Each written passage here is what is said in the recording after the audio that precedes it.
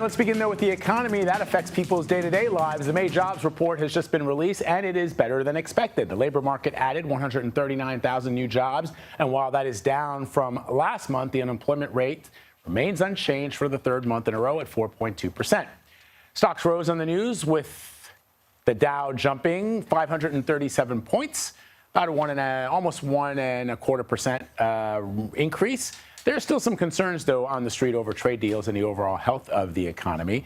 So we've got some team coverage for you this morning. CBS News White House reporter Aaron Navarro is monitoring action from the administration. But first, let's go to CBS News MoneyWatch correspondent Kelly O'Grady, who's actually on the floor of the New York Stock Exchange for us. Kelly, we've been talking about it all week long. Better than expected. What do you make of it? Yeah, better than expected. I mean, slightly better than expected. How I would characterize this is, we have a slowing labor market, Vlad, and it's not falling off a cliff, though. It is starting to slow down, and we are seeing signs of that anecdotally in these numbers. I think the three big takeaways for me, I've got a positive one for you: 3.9% average annual wage growth. That is far above inflation. We like to see that. That is what is going to provide the relief in the wallet, right, that we talk about all the time. The second thing, though, and this is kind of what gave me a little bit of pause, because that headline number is good. However, March and April were revised down a total of 95,000 jobs, so almost 100,000. What that tells me is we are slowing down, and that slowdown has actually been happening for the past couple of months. That being said, I think overall the headline is, things could be worse. And all of that anxiety, the waiting for the shoe to drop, it hasn't happened yet. Yeah, and that is good news. The question I have for you, Kelly, is which sector saw gains and which saw losses? All right, so the growth came from healthcare, which always is a big one, right? That added over 60,000. Leisure and hospitality, that added close to 50,000. This, to me, Vlad, this isn't something that's sustainable every single month. Think about where we are. We're in May. We're going into the summer, lots of summer hospitality jobs, and those then ultimately go away once the fall starts back up. Also, social assistance, a big loser. Unsurprisingly, government jobs that lost 22,000, and now that total is up to 59,000 since January. All right, so let's talk about the Fed. As you know, part of the responsibility of the Fed is to make sure that everybody has a job who's looking for a job. So the jobs number is strong. You mentioned the wage growth is outpacing inflation, but what do you think this signals for a potential rate change? So this gives the Fed a little bit of cushion. I would say they don't have to cut rates. There's not going to be a lot of pressure on them to cut rates, despite what we're hearing from the White House. I think they're going to stay in a wait-and-see mode because you have this question of what tariffs are going to do over the next few months once those price increases flow through to consumers. That being said, you and I have talked about it. We're seeing anecdotally some of the other data sets that we saw this week. There are cracks. So what this tells the Fed is, hey, we're slowing down. We don't need to cut yet. But the next few months are going to be crucial, and that's where you're going to see more of the conversation around interest rate cuts, maybe July, maybe September. All right. Kelly O'Grady for us on the floor of the New York Stock Exchange. Always good to see you, my friend. Have a nice weekend. Let's go to more. Let's get more from White House reporter Aaron Navarro, who's tracking developments and reaction from the White House. Aaron, what are you hearing?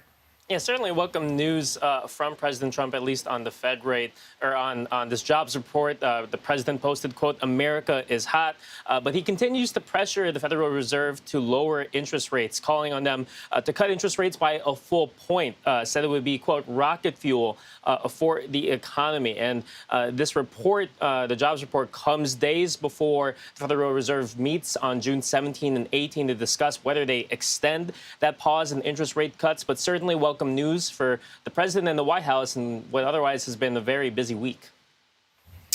All right, Aaron, so the other question I have for you is we got to break down what's been happening between Elon and President Trump, this war of words. Just take us back to how this all started, because just 5 days ago, you guys, the White House press corps, you were in the Oval Office. Elon Musk got some kind of like gold key or something, I don't know, to the city or to the, I have no idea. But he was standing behind the Oval desk, as the president likes to call it. He got a gold key. And then next thing I know, it's Trump Epstein. Like, what's going on here?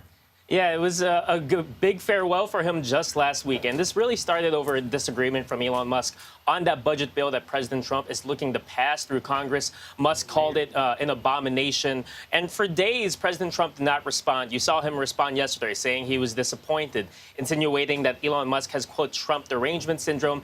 And if you were online, you saw everything that Elon Musk posted after. You mentioned that the Epstein files reference saying that Trump's tariffs will cause another recession. But we're getting this just now, a couple minutes ago. Our colleague Robert Costa was on the phone with President Trump, who has been speaking to reporters today as the dust kind of settles. And President Trump relayed that he's looking to move on, focus on the economy, foreign policy matters, not really paying much attention to Elon Musk.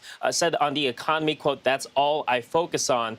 Sources close to Trump say that he is unhappy with Musk's behavior, said it's, quote, immature, that he is, quote, acting out.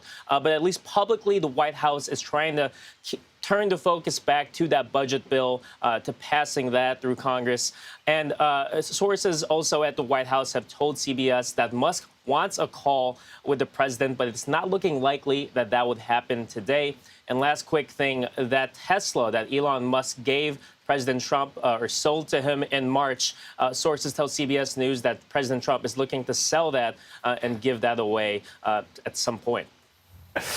Oh, how petty. I don't know if you saw the reaction from Congresswoman Alexandria Ocasio-Cortez. I'm paraphrasing, the girls are fighting. Sure. So the question that I think, this is all sort of fun and games for people who like to watch this sort of WWE type of politics playing out for all the world to see. But there are some real world ramifications here for the American people, including our efforts in space, including the economy. The president gave Elon Musk enormous power over the lives of Americans over the course of the first 100 days, from 100 plus days of his presidency.